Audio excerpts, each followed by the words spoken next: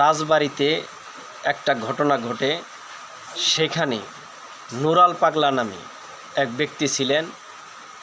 তার ভক্তরা তাকে তার মৃত্যু হওয়ার পরে তার মাজার নির্মাণ করে, মাজারটা ছিল মাটির থেকে একটু উঁচু স্থানে।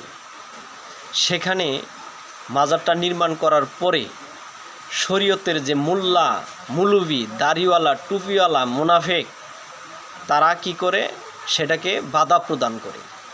বাধা প্রদান করলে যারা নুরা পাগলার অনুসারী ছিল তারা ইচ্ছা পোষণ করে যে আমরা মাজারটাকে আপনারা যেভাবে বলেন শরীয়ত মতো আমরা সেইভাবে সরাবো এবং নিচু স্থানে তাকে কবরে শায়িত করব। এতটুক বলার পরে তারা শুনেনি, না শুনে তারা মাজারটাকে ভেঙে দেয় এবং মাজার থেকে লাশটাকে তুলে তারা কি করে লাশটাকে পিটায়, এমনকি শেষ পর্যন্ত এই লাশটাকে পেট্রোল ঢেলে আগুনে জ্বালিয়ে দেয়।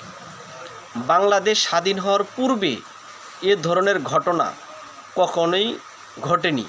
এমনকি এই বিশ্ব সৃষ্টি হওয়ার পরেও যে একজন মুসলমান এর লাশ তুলে আবার সেই লাশটাকে আগুনে পুরানো, এটা কত বড় জঘন্যতম কাজ। এই কাজটা যারা করছে তারা কখনোই মুসলমান হতে পারে না। তারা কারা? তারা এজিতের বংশধর। এজিতের বংশধর বিদায় তারা এই ধরনের কাজটা করতে পারছে। আপনি দেখবেন কারবালার ময়দানে এজিতের পক্ষের লোক আসছিল ৭২ জন, মানে ৭২,০০০, আর হুসেনের পক্ষে আসছিল ৭২ জন। তে তারা ইমাম হুসাইনকে মাথার থেকে গর্দান কেটে এবং তার সঙ্গী সাথীদেরকে নির্মমভাবে শহীদ করেছেন।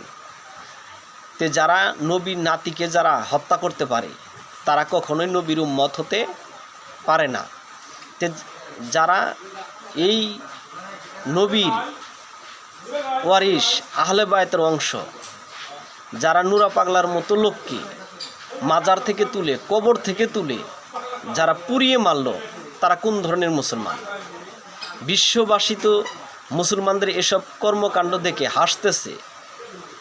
উনি মারা গেছে, উনি যখন জীবিত ছিল তখন তাকে সে যে কর্মকাণ্ড করে গেছে আপনি সেই সব বাধা প্রদান করতেন, কিন্তু তার মারা যাওয়ার পরে সমস্ত বিচারের মালিক উপর আল্লাহ, আল্লাহ সেসব বিচার করবে। কিন্তু আপনারা কেন কবর থেকে সেই লাশ তুলে আপনারা তাকে কি করলেন? আপনারা কি করলেন? সেই লাশটাকে তুলে আপনারা পুরা দিলেন। তে এটা কোন ধরনের কাজ? এটা কি কোনো মুসলমানের কাজ? এটা কখনোই কোনো মুসলমানের কাজ হতে পারে না।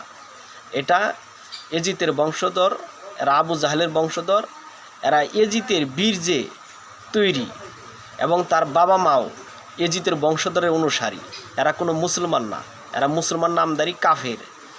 এরা ইসলামটাকে ধ্বংস করেছে, এরাই জঙ্গিবাদকে পয়দা করেছে। এরা শুধু ইসলামের শত্রু নয়, এরা মানব জাতির শত্রু। তাদের বিরুদ্ধে মামলা হয়েছে।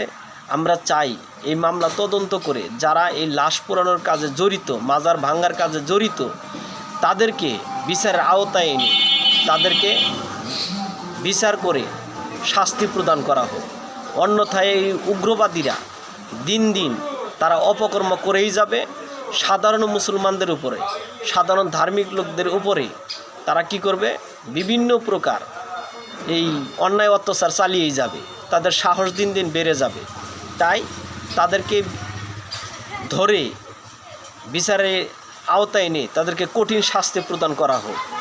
নইলে এই এজিতের বংশরা দিন দিন তারা আরও উগ্রবাদী হয়ে সাধারণ মুসলমান যারা সুফিবাদে বিশ্বাসী তাদের প্রতি তারা আক্রমণ করবে।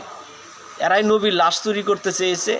এরা ওই বংশের লোক যারা যে কোনো মুহূর্তে সাধারণ মুসলমানদের একটা ফতোয়া দিয়ে হত্যা করতে পারে।